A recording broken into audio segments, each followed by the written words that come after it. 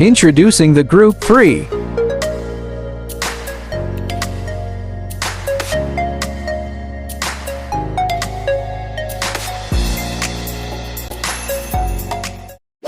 Good day everyone, my name is Joseph Gamoy and I am the group leader of Group 3, to which is assigned to discuss regarding the topic the teacher and the community, teachers' ethical and professional behavior. So teachers served as a model for all students, we all know that. They have certain ethical and professional behaviors that must be followed. Since they are the one molding and preparing us for the future, they have to be more vigilant and watchful with their actions, for in some ways, it might affect the student they are handling. In this discussion, we will unravel to you the ethical and professional behavior that a teacher must possess in the community. So sit back, relax, and enjoy the ride to learning. So the first one here is teacher can be part of the community in the various details, such as teacher as a facilitator. So as a teacher, as an educator, it is your number one duty to facilitate the learning process of your students. So it is stated in the Code of Ethics for Professional Teachers in Article 3, Section 1 that a teacher is a facilitator of learning and the development of the youth. Therefore, should render the best service by providing an environment conducive for such learning and growth. Facilitator comes from the word facilitate, which means to make something easier or easy. You as the professional teacher facilitate learning or make learning easier. If learning is a difficult task, it is made easier when you make dry lessons interesting, exciting, and enjoyable. You make learning easier when you simplify complex, concretize the abstract. This is what is ethical for every professional teacher like you ought to do. This you can do after 4 long years of academic preparation. What happens sometimes, however, is teachers complicate the simple and teaches only the abstract level. So it happens sometimes. To facilitate learning, a conducive learning environment is necessary. It has been proven that learners learn best in a pleasant environment. A pleasant environment is where the learners can be themselves because teachers are caring. No need to put best self forward because teachers and classmates truly care and take you for who you are. All forms of bullying has no place in the conducive learning environment. A conducive learning environment makes learners believe that they can do the work and feel accepted. A favorable learning climate is not competitive where everyone stands. So here you can see that it was stressed here regarding the conducive learning environment. So as a teacher, you must provide a conducive learning environment for your student to feel the freedom to learn, for him to feel the freedom to express himself, and to have the easiest way of the learning process. You have to facilitate it. You have to facilitate their learning process, and also to provide an environment conducive for such learning and growth of the student or youth. So, the teacher who believes that every child deserves a champion, an adult who will never give up on them, who understands the power of connection and insists they become the best they can possibly be, according to Rita Pearson. So, as a teacher, you must have the power of connection. You must have the power to connect with your students. And also, you have to make them believe that they can be what they wanted to be, that they can be the best that they can possibly be. You have to push them towards their limits and make them out of their comfort zone. So hope that you learn from that topic, and I will now give the floor to the next reporter. Thank you. Thank you so much, Joseph. So my name is Sanimi Fototana, and I will be the one discuss the teacher leadership and initiative for community participation. Teachers are leaders all day. They lead by the example in the way they act, they speak, and behave. But first, let us define what is leadership. So, leadership is the ability of an individual or a group to influence and guide followers of an organization. And according to the section 2, the professional teacher has the leadership and initiative to participate in community movement for moral, social, economic, and civic betterment of the community. According to Heidegger, as a professional teacher, one does not live in ivory tower, meaning that one is not supposed to be removed nor aloft from community life. School are at the heart of communities. So professional teachers are expected to be in the world and to be in a world with others and for others. Also, the professional teacher has not wait for the community to ask for help because every teacher is an intellectual leader in the community, especially in the barangay, and shall welcome the opportunity to provide such leadership when needed to extend counseling service as appropriate and to be actively involved in matters affecting the welfare of people. Professional teachers ought to take initiative. So, what is initiative? Meaning, you have the ability to decide what to do next and to do it without needing other people to tell what to do. As a teacher in our community, we can be a guidance counselor, prayer leader, commentator, leader in a religious celebration, fiesta coordinator, judge in or coach for a contest, and to be financial advisor, nurse, and doctor. Teachers, as they participate in community affairs, they prove that they are the most responsible and important member of society because their professionals' effort affect the fate of the earth. And that's all my report. Thank you. Next reporter. Next is professional teacher with honor and dignity.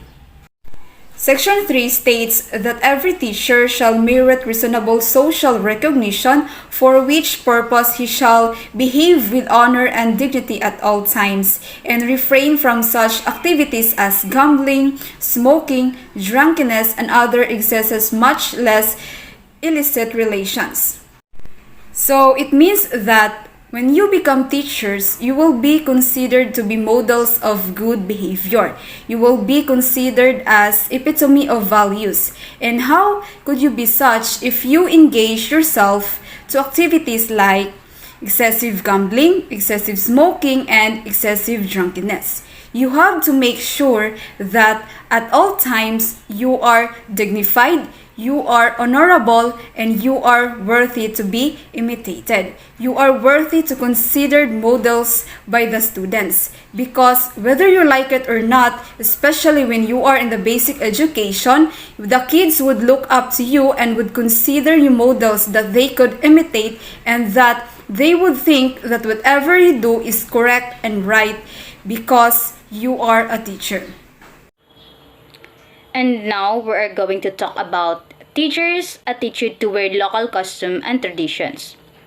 So, every teacher is expected to live for and with the community and shall, therefore, study and understand local customs and tradition in order to have a sympathetic attitude, therefore refrain from disparaging the community. So, that is on section 4. So this section will tell us about the teacher's attitude towards local custom and traditions, because a teacher should respect and should honor students regardless of culture, and should acknowledge the fact that each of the student in the class, each of them has a distinct culture that is to be appreciated and to be respected. So when you are a teacher, you do not have the right to disparage the community, especially the customs and the tradition of that community. So the professional teacher is neither ethnocentric nor sinocentric. One is the ethnocentric and so does not look down on a community's culture because of the thought that one is superior to the culture of the community. Neither is one xenocentric and so look at one's culture as inferior to another community's culture. So, as a teacher, you are not supposed to be ethnocentric, meaning you should not believe that your customs and your culture is superior to other culture. Because no culture is superior to other culture, or all culture are of equal footing, should be equally respected and acknowledged. You cannot say that I speak Tagalog and my culture is better than Ilocano, and the Ilocano would also say I am Ilocano and my culture is better than Ifugao's culture, and Ifugao would also say the same thing. So teachers should not be centric and teachers should not also be xenocentric, meaning you cannot say that your culture is lower or higher of the people culture around you. So no culture is inferior to other culture. So fortunate and happy is the community that has teachers who live with them, exert effort to understand their local customs and tradition, and consequently appreciate the same. So this author sees no culture as perfect. Every culture has its positive and negative aspect. So what we need to pass on are the positive aspects of the culture. We need to purify, however, the negative aspects with teachers pointing them out tactfully and sincerely. So that is why, as a teacher, you have to study the customs of the society, especially when you came from other place and you're assigned to each and you are assigned to teach in a place that you are not used to live. You have to study the practices of the people in that locality, the custom of the people in that locality, and you do not have the right to disrespect them in any manner, the culture that you see in that particular society. You have to make sure that you understand and you study this custom and traditions, and you know how to respect and how to deal with this diverse culture that they have. I am Rachel and I'm going to tackle about the professional teacher and the information updated. Article 2, Section 5. A teacher shall not engage in the promotion of any political, religious, or other partisan interest, and shall not directly or indirectly solicit, require, collect, or receive any money or services or other valuable materials from any person or entity for such purposes. So it means, in an increasingly diverse political climate, a teacher might think twice before tweeting or posting other social media takes on hot buttons issues. So next slide please. Next slide. Teachers have the right to their political opinions and they have the right in political speech. Legally, teachers have the right to talk about politicals or other controversial topics on social media, and many do. Teachers say they do not want to be restricted from sharing their opinions, and some say that teaching itself is inherently political. After all, many policies and campaign trail promises directly affect teachers' working and personal lives. So next slide please. So, why should teachers be updated?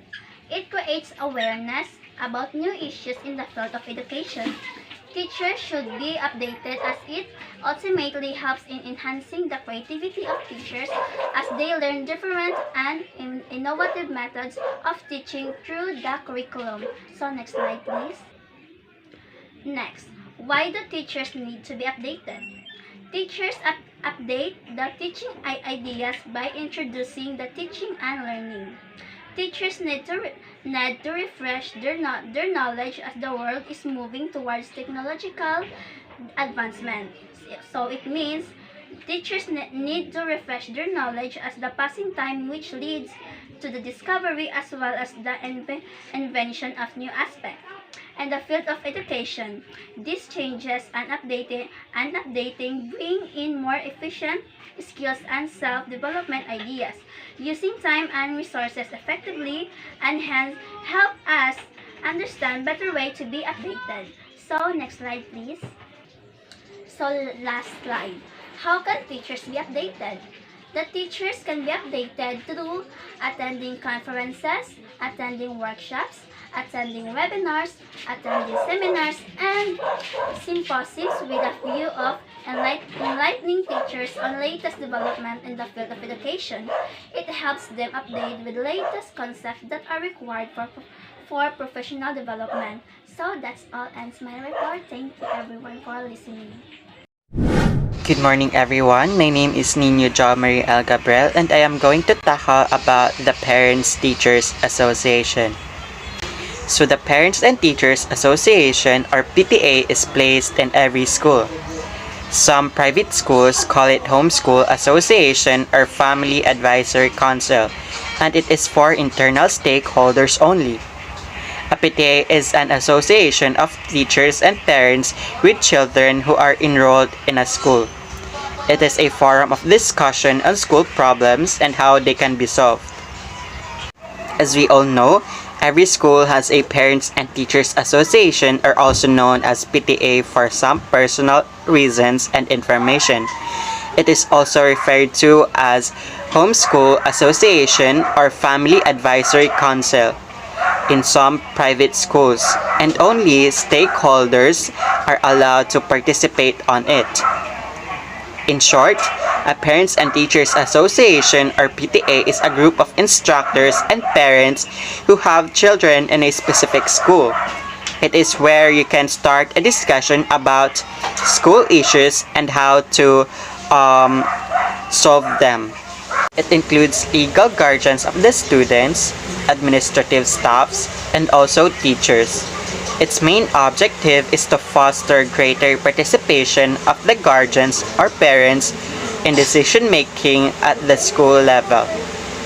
So, the Parents and Teachers Association or PTA is a partnership between parents and educators who strive to enhance student learning and enrich the lives of students within the school.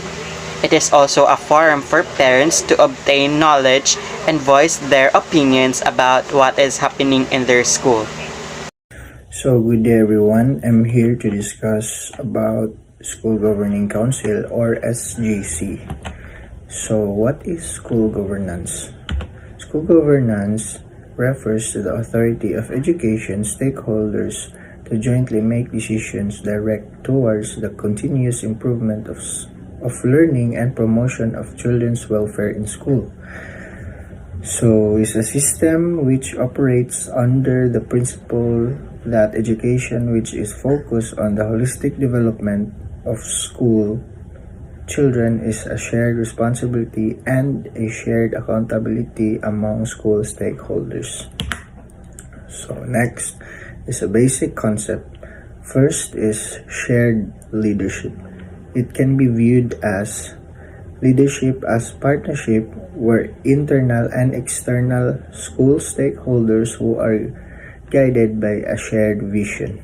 It can be seen as distributed leadership, where school heads enhance the knowledge and skills of the people in school organizations to create common culture of expectations and hold everyone accountable.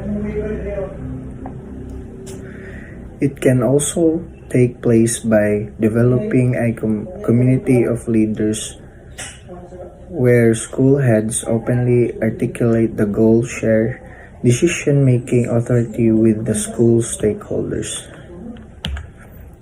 Second is shared commitment. Success in school improvement effort is greatly determined by the quality of a shared commitment of all stakeholders. Share commitment that is founded on the spirit of shared ownership of the school. Shared accountability. Shared accountability means taking one's fair share of responsibility for outcomes. Shared accountability in school should be viewed as process of continuous collective engagement of stakeholders geared towards different activities and actions to be taken to improve school performance with an ultimate direction of improving students' learning outcomes and promoting students' welfare. So, who are the stakeholders? Stakeholders, here the examples are the stakeholders involved in the SGC internal stakeholders. So, the internal stakeholders is students, pupils, organization, parent-teacher associations, faculty-teachers association. So those are the examples of internal stakeholders. So the second stakeholders is the external. Various government agencies, non-government agencies, civil and social organizations, alumni, retirees, professional and basics sectors, business, farmers, and etc. So let's talk about the purpose of the School Governing Council. So first is provides a forum for parents, students, teachers, community stakeholders, and the school head to work together towards continuously improving students' learning outcomes. So second is provide opportunity and the environment to develop shared responsibilities in the children's learning and holistic development and encourage and facilitate effective community stakeholder participation in school improvement process focused on students' learning and welfare. So next is a guiding principles. The SC's guiding principles are inclusive, ensures that all voices are taken into account in the school processes. And second is respectful, recognizes difference among its constituents and appreciates all viewpoints. Third is trustworthy, conducts its operation in an open and transparent manner. Second is responsible, strives to respond to the needs and aspiration of the community they serve. So the fourth is effective, continuously makes a difference in their students' learning. So the last is committed, commits to fulfill the role as a link in the school level governance. So next is functions of SGC or School Governance Council. The SGC shall determine the general policies of the school on the student welfare, discipline and well-being, development and implementation of the SIP, monitoring and evaluation of the SIP, implementation reporting, progress of SIP, implementation to the SDS, and community management of council resources. So the next is, let's talk about the functions of the school head. The function of the school head in the SGC are to establish school and community networks and encourage the active involvement of the school community stakeholders in school improvement process and serve as chief executive officer of the council. So the roles of SGC: participate in the development of the SIP, assist the school of installing the monitoring and evaluation system for the school performance based on SIP and reports accomplishments to the community and the department, generates resources to support implementation of the SIP, and organize committees to support the school head, and staff in the implementation of the SIP.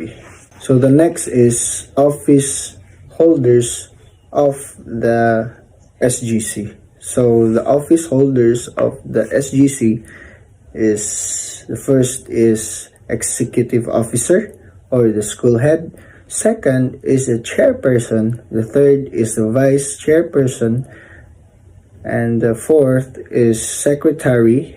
Fifth is treasurer. And the last one is the auditor. Next is the professional teacher and government officials and other professionals. Section 7 states that every teacher shall maintain harmonious and pleasant personal and official relations with other professionals, with government officials, and with the people individually or collectively. It means that as a professional teacher, one cannot afford not to be in pleasant relations with others, especially those with whom you work with like other professional teachers. A teacher should develop positive relationship with the government, leaders, and community professionals either in the barangay or at the various levels of local government. It is always best to be in good terms with everyone else in the community. So the last topic that we are going to tackle before this discussion ends is the professional teacher does not use position to proselyte. A teacher possesses freedom to attend church and worship as appropriate, but shall not use his position and influence to proselyte others, according to Section 8.